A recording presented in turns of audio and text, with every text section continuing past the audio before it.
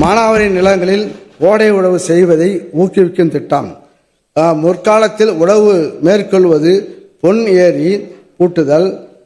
ஏர் பூட்டுதல், சித்திரமேரி வைபவம், மதியேர், நல்லேர் என பல பெயர்களில் அழைக்கப்பட்டுள்ளது.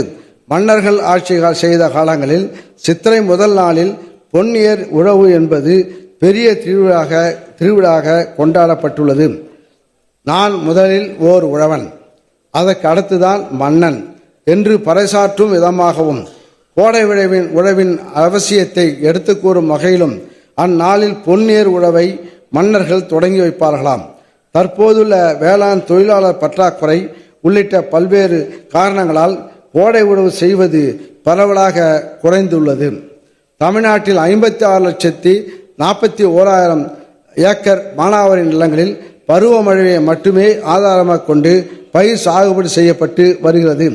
எனவே 2025-26 ஆண்டில் 3 லட்சம் ஏக்கர் பரப்பளவில் கோடை உழவு செய்திட ஹெக்டருக்கு 2000 வீதம் மானியம் வழங்கிய ரூபாய் 24 கோடி மாநில நிதி ஒதுக்கீடு செய்யப்படும்.